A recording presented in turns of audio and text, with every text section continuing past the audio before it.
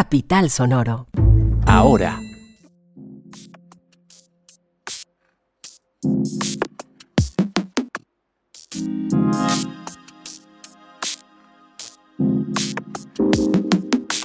El gremio de las EPS advierte que a final de año estas empresas prestadoras de salud, las más grandes, podrían entrar en crisis financiera. ¿Por qué?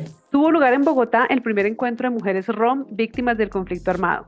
¿Qué se discutió en este primer encuentro? El gremio de taxistas anuncia un nuevo paro por el alza en los precios de la gasolina. ¿Cuándo será la fecha de la manifestación? Ahora, un podcast.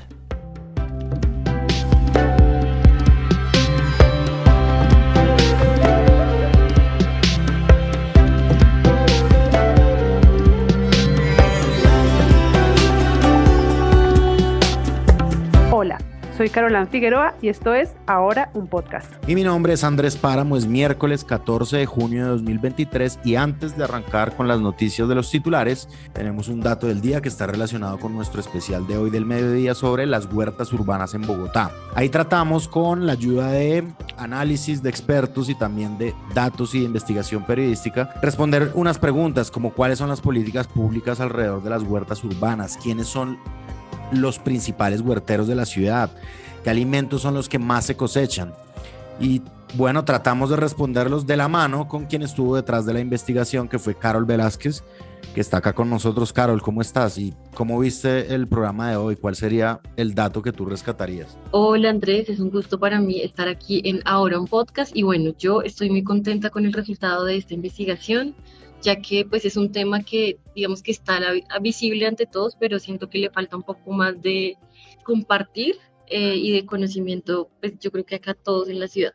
Y bueno, el dato del día fue que en Bogotá hay registradas aproximadamente 14.000 huertas y hay más de 20.000 huerteros o agricultores urbanos en la ciudad.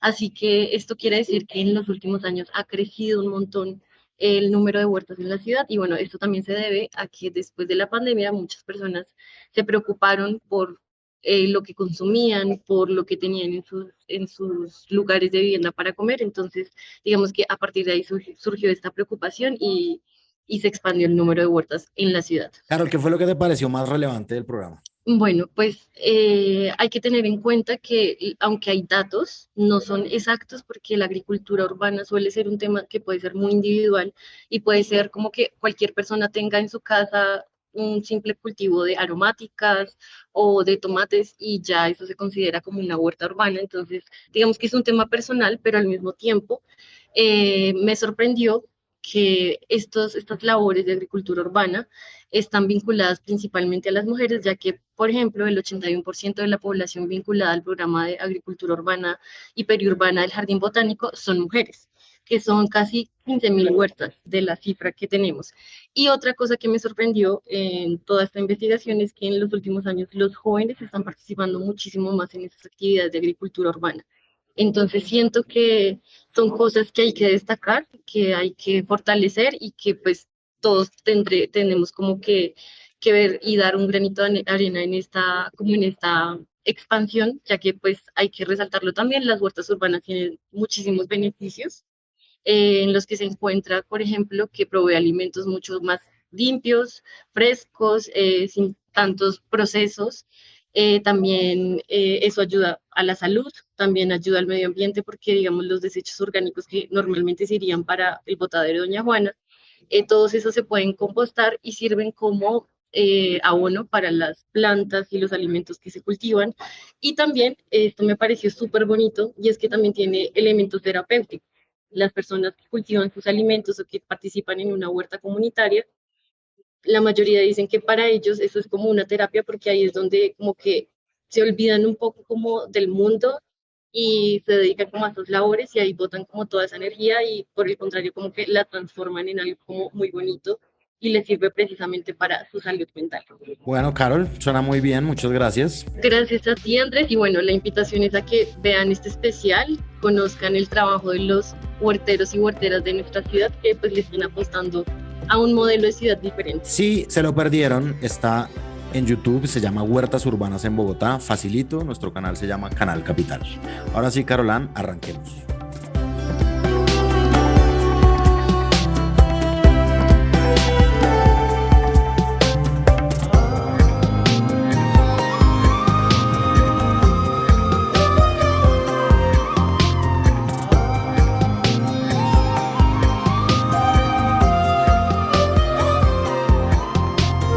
Bueno, arranquemos con las noticias. Mientras hoy se aplazó nuevamente el debate en plenaria de Cámara, el debate de la reforma a la salud, un debate que lleva en el Congreso desde hace 2 semanas, un representante del gremio de las EPS dijo que las EPS más grandes del país pueden entrar en crisis financiera al final del año debido al incumplimiento de pagos que le corresponde al gobierno. Andrés Barragán, director de Compensar Salud y presidente de la Junta Directiva de ASEM, la agremiación que reúne a las EPS del régimen contributivo del país, dijo que habría un déficit de más de 10 billones de pesos en los pagos a las EPS. Pero para entender mejor esto, hablemos con Daniela Espitia, nuestra periodista de salud. Hola Daniela, desentrañe por favor estas afirmaciones y estas cifras. ¿Qué es exactamente ASEMI y por qué el gobierno sería responsable de este déficit? Hola, Carol. Pues mira, entre lo que él denuncia, menciona que existen estudios que demuestran que hay un déficit en la plata que el gobierno debe entregarles a las EPS para cumplir con los usuarios.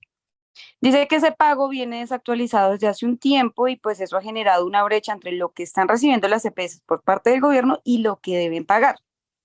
De acuerdo con el director, Compensar pues está comenzando a dar como unos indicadores negativos en la parte financiera y esto se debe a que desde el gobierno se dejó de hacer una actualización de la unidad de pago por capitación o en sus siglas UPC.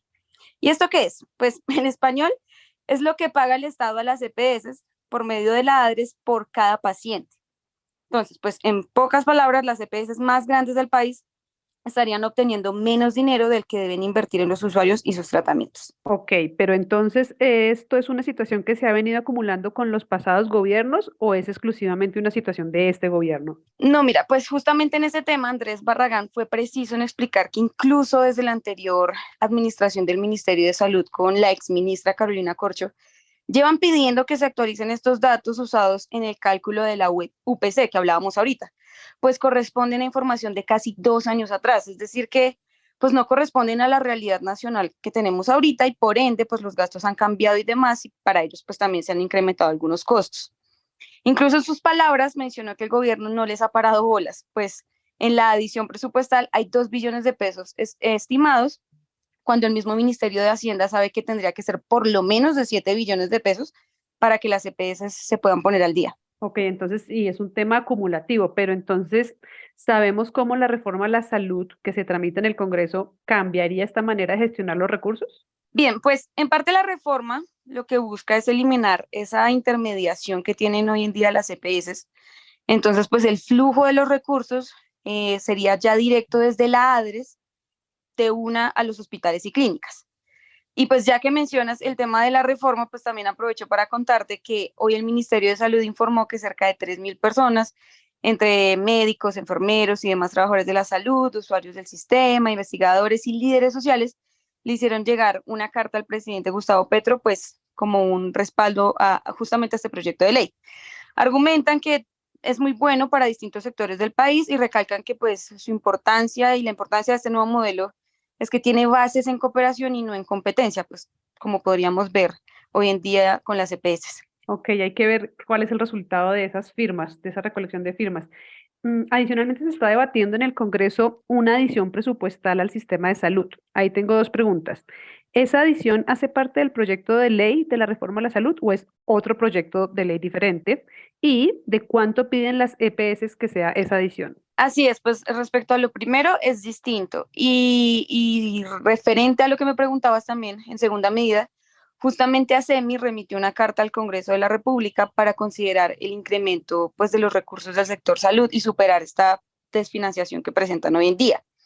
En el comunicado solicitaron 10,45 billones en recursos adicionales para garantizar un cierre financiero del sistema este año, entre los cuales pues, se destacan 3,1 billones para gastos en salud, 3,4 billones para cubrir deudas atrasadas que tienen y 3,9 billones para presupuestos máximos. Esto es para tecnologías y tratamientos novedosos que no están como incluidos en el plan de beneficios en salud.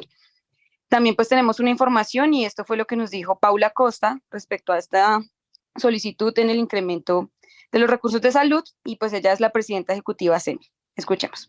Desde ASEMI hacemos un llamado muy especial a las comisiones económicas del Congreso y al Ministerio de Hacienda, de Salud y al DNP para que en el trámite de esta ley de adición presupuestal se prioricen los recursos para el sector salud. Vemos con gran preocupación que los recursos para atender el día a día de las más de 2.5 millones de atenciones que presta el sistema a los colombianos se han quedado cortos para las necesidades que tenemos y se requieren al menos 3 billones para poder cubrir estas atenciones que han crecido durante este año de forma muy importante. También se requieren recursos para los presupuestos máximos, que son todas las atenciones que van por fuera del plan de beneficios, pero que son fundamentales para atender muchas patologías y para que la innovación tecnológica pueda llegar a todos los colombianos. En este rubro se requieren cerca de 3.9 billones. Al ritmo en que vamos este año, los presupuestos máximos solamente llegarán hasta julio del presente año. Asimismo, hemos puesto las deudas que se tienen por muchos conceptos, que son de cerca de 3.45 billones, y que dado que ya se aprobó en el plan de desarrollo las medidas de giro directo, llegarán de esa forma directamente desde la ADRES a los prestadores y a los proveedores. El sector salud necesita una financiación suficiente, es parte central del funcionamiento del Estado, de proteger los avances sociales y de un aparato productivo que pueda generar bienestar para todos. Bueno, Daniela, muchas gracias por toda esta información. A ti, Carol, siempre es un gusto acompañarlos.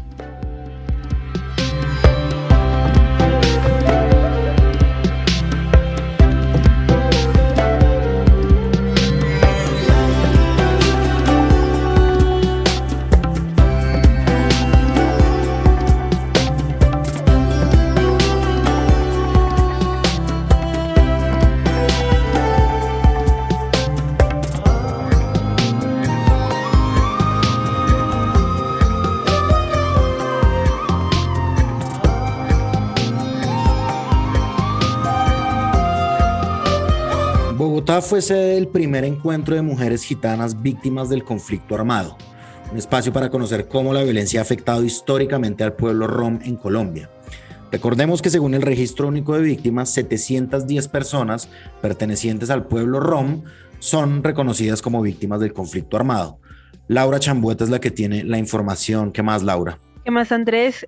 Como siempre, pues un gusto acompañarlos acá en Ahora un Podcast. Y pues le cuento que este primer encuentro se realizó precisamente ayer, martes 13 de junio, en el Jardín Botánico de Bogotá. Este es el primer espacio concertado para escuchar a las mujeres gitanas del país y en total participaron 23 sabedoras que manifestaron sus sentires y sus principales afectaciones en el marco del conflicto armado. Ok, ese fue el evento, pero en general, ¿cuál es la situación jurídica y política del pueblo rom en relación con el conflicto? Pues resulta que el pueblo rom en Colombia fue declarado por parte de la Unidad para las Víctimas, la entidad que precisamente lideró este primer encuentro. El pueblo rom fue declarado como sujeto de reparación colectiva en Colombia. Esto debido a que su cultura, sus usos, costumbres, tradiciones, gastronomía, su vestuario se han visto históricamente vulnerados y señalados por parte de actores armados y por parte también del gobierno nacional, pues varias de las voceras participantes con las que logramos hablar manifestaron que son ignoradas por parte del Estado y por los entes gubernamentales cuando solicitan alguna ayuda. Ahora sí volvamos al encuentro. ¿Qué otros temas se discutieron en él? Uno de los ejes transversales fue el compromiso que adquirió la Unidad de Víctimas con el pueblo rom para crear una casa cultural gitana, un lugar que busca fortalecer a la comunidad y en especial que se quiere crear para acompañar a las mujeres, pues muchas de ellas son el sostén de su familia, así que desean ayudar económicamente a sus esposos y esperan que este espacio les ayude a continuar, digamos que traspasando sus conocimientos y saberes a las futuras generaciones, ya que sienten que el mismo conflicto y también el desplazamiento forzado ha hecho que algunas de sus costumbres no sean apropiadas por los jóvenes de la comunidad rom. Y bueno, esto fue algo que nos contó una sabedora rom que estuvo en el encuentro y que quiso mantener su identidad anónima. Quienes colaboren con temas de unidades productivas en las mujeres gitanas podemos hacer apoyo a nuestros esposos a nivel económico. También eso nos ayuda también a fortalecernos como familia. También estábamos hablando del tema de un tema educativo para los niños gitanos para fortalecer nuestra lengua, nuestros usos y costumbres, nuestros sacones. Bueno, Laura, muchísimas gracias por la información. Con gusto, Andrés, estaremos pendientes a cualquier ampliación de esta noticia.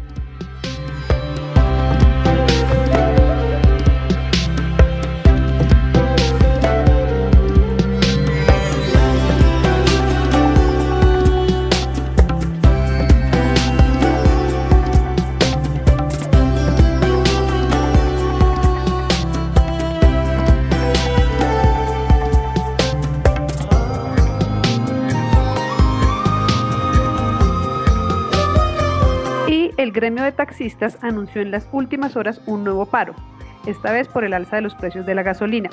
La última vez que se habían ido a paro, recordemos que fue a finales de febrero de este año, cuando le pedían al Ministerio de Transporte que regulara las plataformas tecnológicas que prestan servicios de transporte. Esteban Bejarano nos tiene más información sobre esta noticia.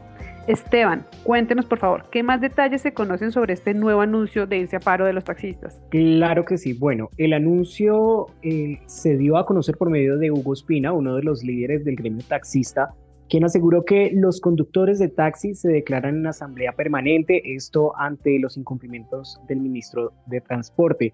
Lo que buscan principalmente es mostrar su desacuerdo con las continuas alzas de la gasolina, pues varios taxistas dicen que son ellos quienes están subsidiando los incrementos del combustible y lo que pueden ganar con su labor no alcanza para cumplir con todos los gastos. En ese sentido, como usted lo decía, esta sería la segunda vez que realizan un paro. Estoy hablando de los 6 meses que van corridos del año. Como lo mencionaba, en febrero se presentó una manifestación y por eso ellos dicen que el ministro de Transporte pues no les ha cumplido, teniendo en cuenta también que hubo pues cambio en el gabinete. Entonces, lo que piden es que este incremento no se presente. Ok, ¿y ya sabemos cuáles son las fechas para esta manifestación?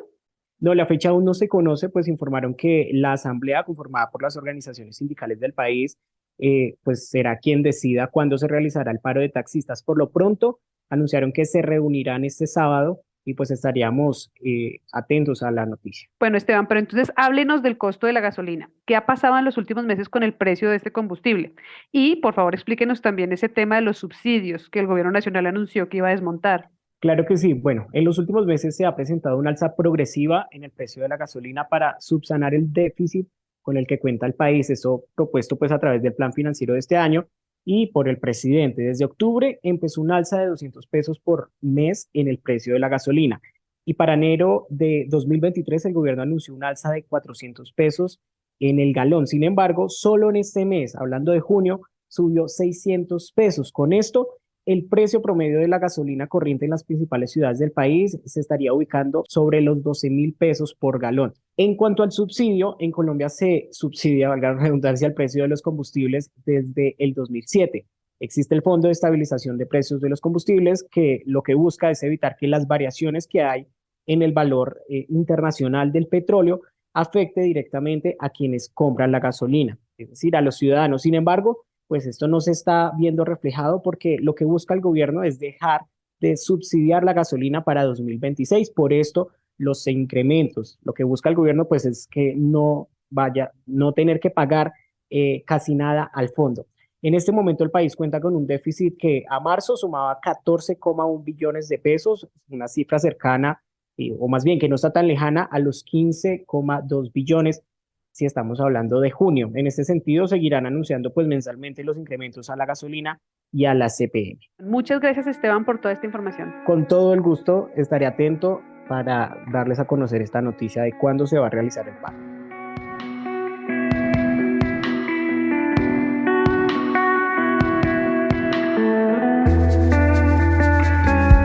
Y no se vayan sin las siguientes noticias. Una legislativa porque el Congreso aprobó finalmente el proyecto de ley que reconoce a las y los campesinos como sujetos de derechos, así como la reforma para crear una jurisdicción agraria. En días pasados les explicamos cuáles son las implicaciones de ambas medidas y cómo beneficiarían a la población rural del país. Esta es una noticia muy importante para el campesinado de Colombia que históricamente ha luchado para que se le reconozcan sus derechos. Y una de salud, porque Bogotá ahora hace parte de la Declaración de Sevilla, una red colaborativa conformada por más de 280 ciudades a nivel mundial que trabajan en favor de las comunidades afectadas por el VIH. La administración distrital se propuso como meta para el 2024 al menos el 90% de personas que tengan VIH sepan su diagnóstico, que un 90% de la población que tenga el virus tenga acceso a un tratamiento y que al menos 80% del total tenga una carga viral indetectable. Entre 2020 y 2022, el distrito ha hecho 82.000 pruebas gratuitas de VIH y se han entregado 3 millones de preservativos. Y bueno, eso fue todo por hoy. Ahora es un proyecto periodístico de Capital que está en televisión, en YouTube, en las redes sociales y aquí en podcast. Busque Capital Político y de vital importancia para saber lo que pasa en la política y la cultura y despierte todas las mañanas con nuestro boletín en su correo electrónico. Este podcast es producido por Andrés Villamil. La escritura está a cargo de Santiago de Narváez y Juan Pablo Conto y la edición a cargo de Cian Bernardo González. La dirección de los periodistas del sistema ahora está a cargo mío de Andrés Páramo, la de Capital Sonoro a cargo de Santiago Rivas y la del sistema informativo ahora a cargo de María Paula Martínez. Quien me acompañó el día de hoy presentando las noticias es Carolán Figueroa, directora del programa Sin Excepciones. Google dice que mañana jueves habrá 30% de probabilidades de lluvia y que la temperatura estará entre los 10 y los 17 grados. Así que mejor saque la sombrilla. Así que mejor nunca la guarde, diría yo. No termine el día sin información, búsquenos en todas las plataformas de podcast y compártanlo. Adiós. Adiós. Capital Sonoro.